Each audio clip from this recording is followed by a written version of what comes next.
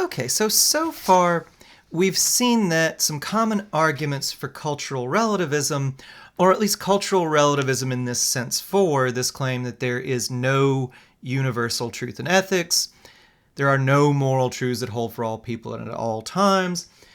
This strong sense of relativism, we've seen that the arguments for it aren't very good. They don't hold up. And Rachel's has given us some pretty powerful arguments against it, right? He's shown that accepting this would commit us to some other claims that we all know to be false. So, should we just put relativism to bed and not worry about it? Should we just say, okay, we're done with this? I think it's worth thinking a little bit more about cultural relativism, though. And I think it's worth thinking about it because there still might be a threat from relativism. Remember, of the 6 senses of relativism, when you look at number 1, this claim different societies have different moral codes, that one does seem to be true. And we might say to ourselves, well, that one's not so interesting, that one's boring. But is that really so clear? I think there might be a way that even this sense of relativism might be threatening to at least moral philosophy. Or at least as I want to do it in this class, at least as philosophers tend to do moral philosophy or ethics. And I think it's worth saying a little bit about why that is, and then, maybe trying to deal with the problem, because I do think it can be addressed. So to see why even number 1 might pose a problem for ethics as philosophers do it, for moral philosophy as we're going to do it in this class, we have to say a little bit about the methods of moral philosophy, or ethics as philosophers do ethics. Vaughan, I think, mentions this list very quickly, or something like it in your reading, but I think it's good to explicitly go over it. So how do philosophers do moral philosophy? We find some moral judgments or claims everyone agrees with, everyone agrees to. And look, when I have in-person classes, there's always somebody who says, well, there aren't any such things. And I'll say to them, well, do you really believe that the Holocaust was just fine? Do you really believe that the Holocaust wasn't wrong? And thank God, with one exception, nobody's ever really pushed back on that, right? I did have one student, Lord help us all, who was a Nazi sympathizer, only one, that's one too many. But most people are going to say, no, I don't think that's right? Everybody agrees the Holocaust is wrong. Or just about everybody, right? And the people who don't, we think are just weirdos. Worse than weirdos, right? Or I'll give you an example from Elizabeth Anscombe. I want to just emphasize this is not my example. My brain doesn't work this way. But Anscombe has this example, boiling a baby alive, right? If I ask you, is that morally okay? You're not going to stroke your chin and be like, well, I have to think about that. Or, well, I don't think so, but that's a matter of opinion. You're going to say, that's horrible. Why do you even think that way, right? And if we were in an in-person class and your neighbor said, well, I don't see that, you wouldn't think, oh, yeah, he has an interesting opinion. No, you'd think either you're just trying to get a rise out of us and the professor, or you're a terrible person, right? There are some, I think we don't see this because a lot of times we focus on the things we disagree on, but there are some moral judgments that pretty much all of us share. And, when we get to the people who don't share them, we don't think, oh, that's interesting, that's reasonable disagreement. We think this person is just off in some way, right? So we find these moral judgments that everyone agrees with. And trust me, within a classroom, they do exist, right? Then we try to formulate a moral theory that explains the judgments we reach. Why do we think these things that we think are clearly right are right? Why do we think that these things are wrong, that we say are wrong, are clearly wrong? we have all these different judgments. Let's formulate a theory that explains them. Then we'll test that moral theory against other cases we're sure about. And we'll see if the theory gives the right answer, right? The theory should not only give the right answer, it should give the right answer for good reasons, right? If you get a moral theory and it says the reason not to kill people is that you might go to jail and jail's not fun, that's not a very good moral theory because that's not the moral reason not to kill people, right? So, does our theory give us the right answers? Does it give us the right answers for what look like the right reasons? Then, number 4, then we'll move on to the cases we're less sure about, the controversial cases. Now, keep this sketch of the method of moral philosophy or the methods of moral philosophy in mind. I'll refer back to it. It will be important as we go through the class. But why would relativism then be a threat? Well, look, if relativism, even in sense 1, is correct, it seems to threaten this whole method of moral philosophy.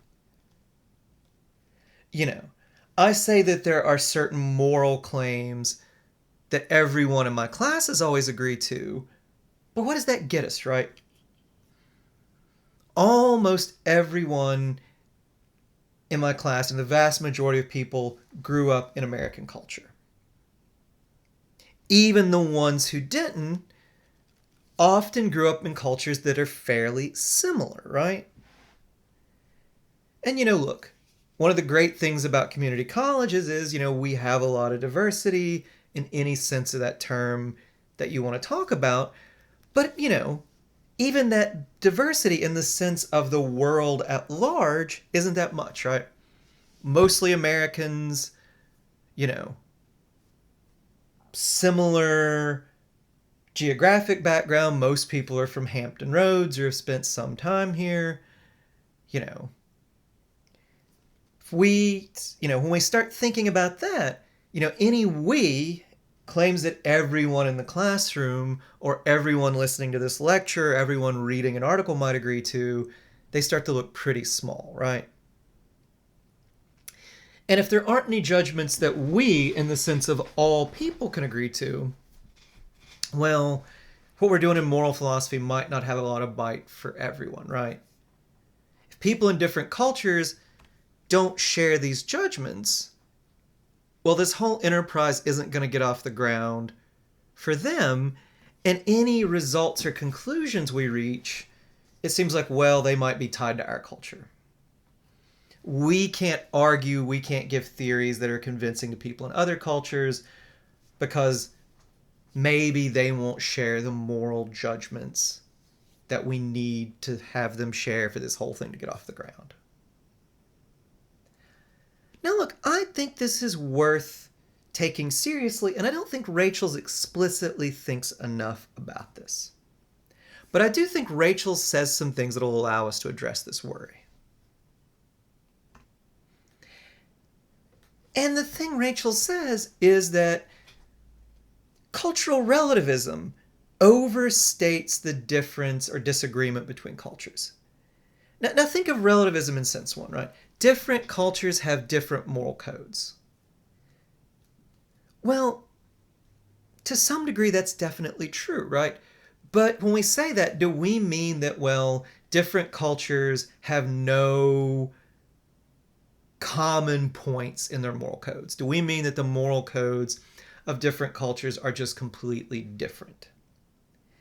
If we can find some common points, then we might have enough agreement to sort of get this moral philosophy off the ground, right? There might be some judgments that everyone agrees to, even if there's a lot of disagreement.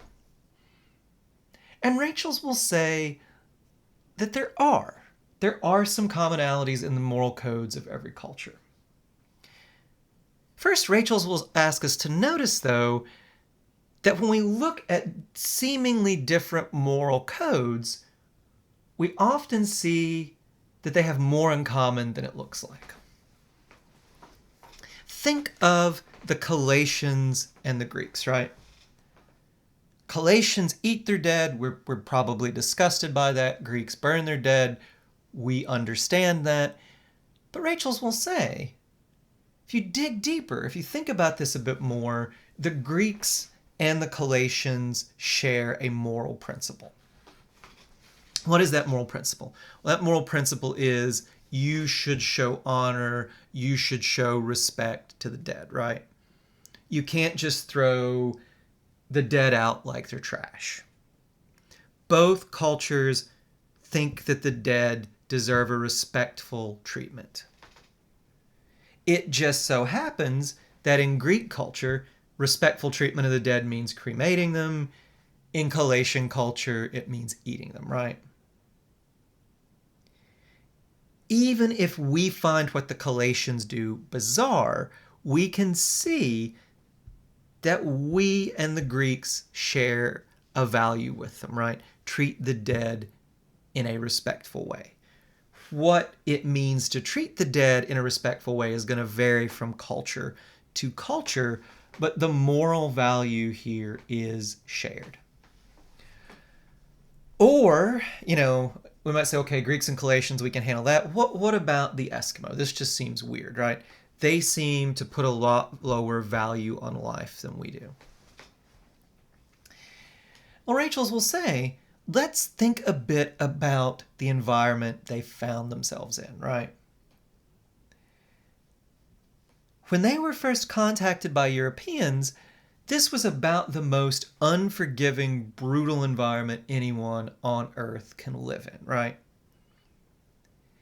And they did not have advanced modern technology, right? They didn't have guns, they didn't have motorboats, they had spears, they had handmade boats, right? They had to survive by hunting, and sometimes they just didn't have enough food, right? And Rachel's will say, look, when people talk about different cultures, they often sensationalize it. They often make them look a lot more different from us than they are. And I think there was some of this in early contact with the Eskimo.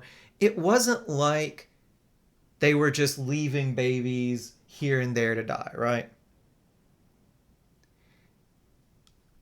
They would only leave infants to die when it was a last resort, when there wasn't enough food. In fact, families would, if they couldn't care for an infant, they would try to get other families to adopt it. It was only as a last measure they would leave it to die, right?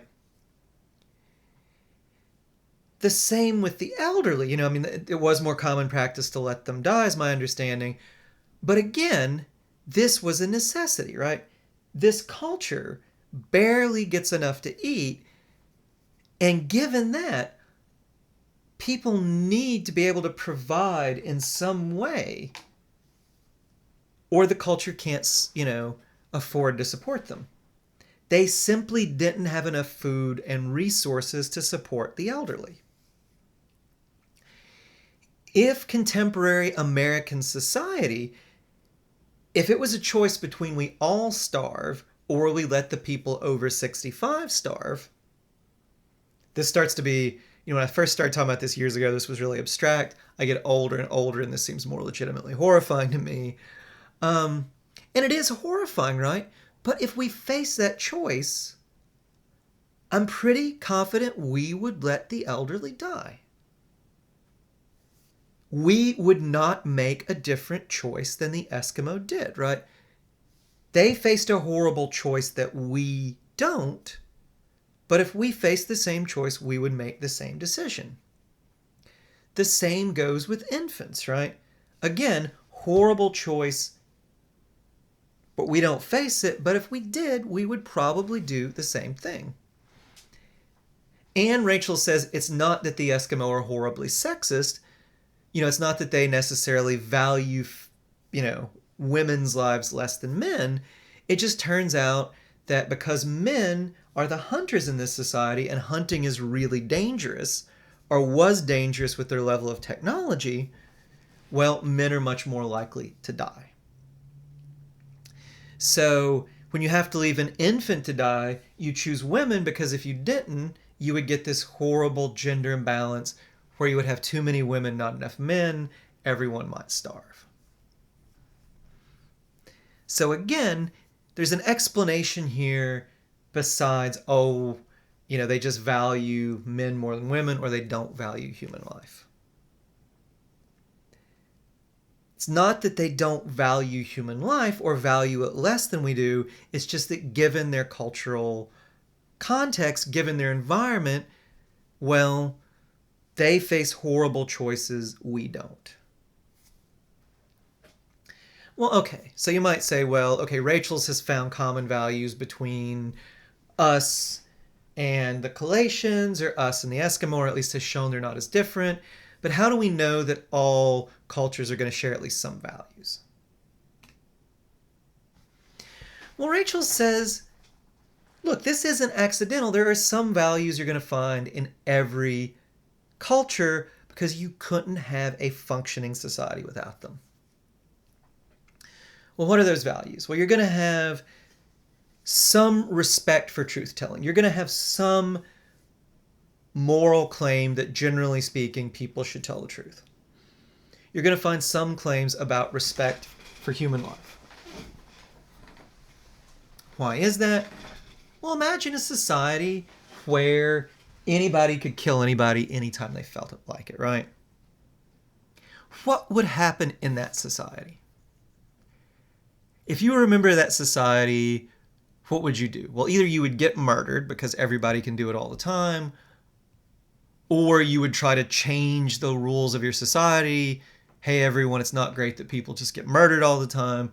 Or you would run off and find a society that has some kind of rules against murder and join it, right?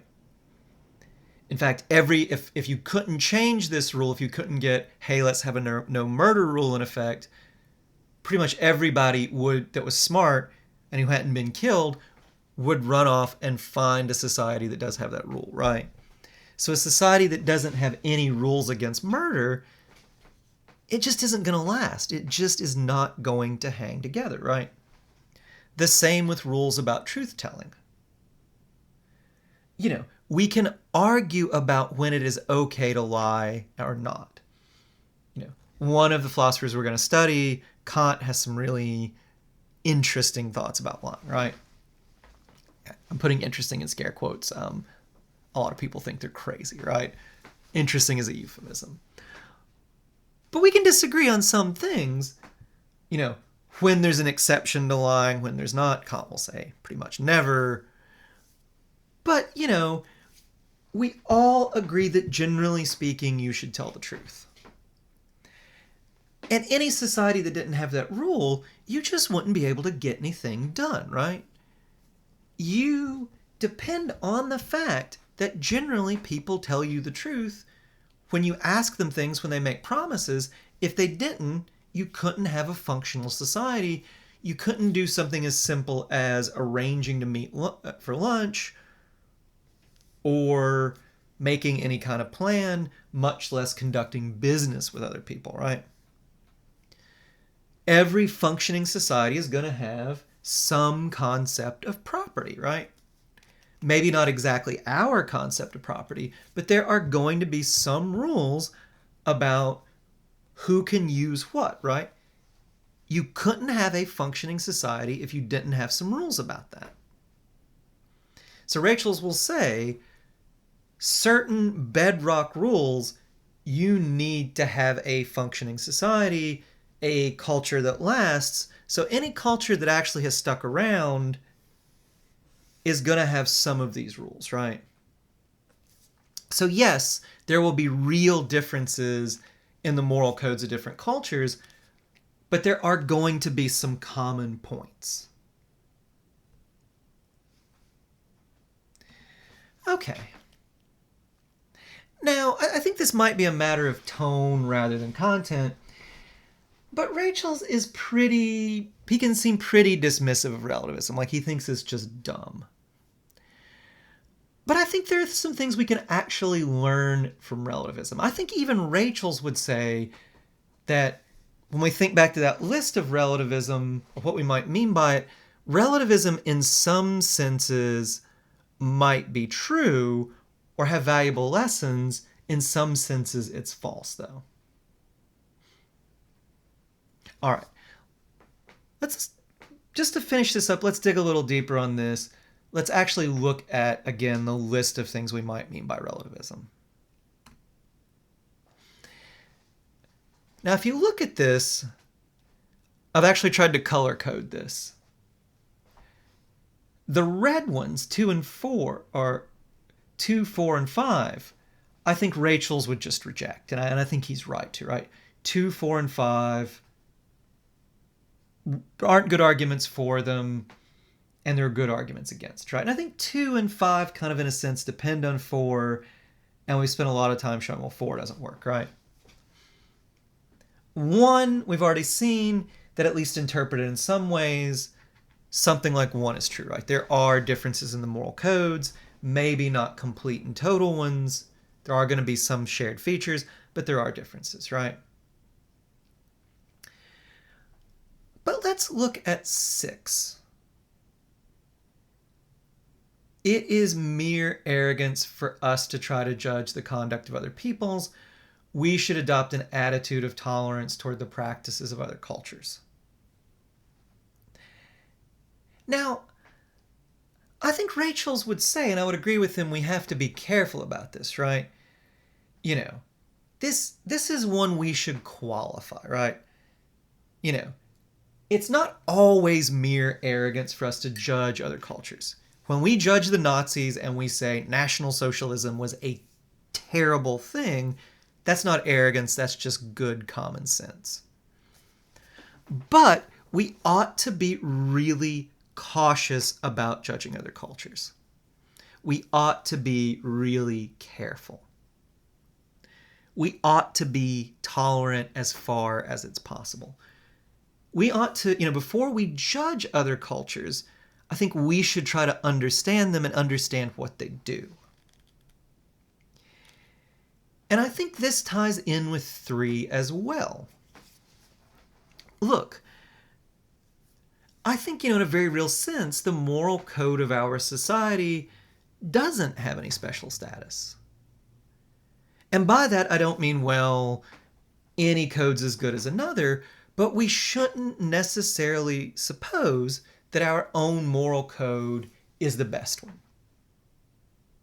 And even if it were the best one, we shouldn't suppose that we're right about everything and other societies are wrong about everything. When we think about other cultures' moral codes, we ought to honestly ask ourselves, we ought to honestly wonder, is their code better than ours or not? We ought to hold open the possibility they might have gotten things more right than we have. Or what's more likely than that, we might have gotten a lot right and they might have gotten some things wrong, but maybe they've got some things right that we get wrong, right? So, if another culture is doing something just horrible, I think we can and should judge them. But I think, that we can learn from 3 and 6 that we ought to be very cautious to judge other cultures, and we ought to strive to understand their moral codes, not just to show respect to them, but because it might really be the case that we can learn from other cultures, right? Anyway, that's just my gloss on relativism. I do think there are some important lessons to be learned from it, but in the sense of 2, 4, and 5, where relativism is a sort of skepticism about any universal moral claims, to me it just seems false. At the very least, as Rachel shows, I've not seen any great arguments for it, and there are some pretty good arguments against it. All right, so next few lectures we'll move on to the fun subject of egoism.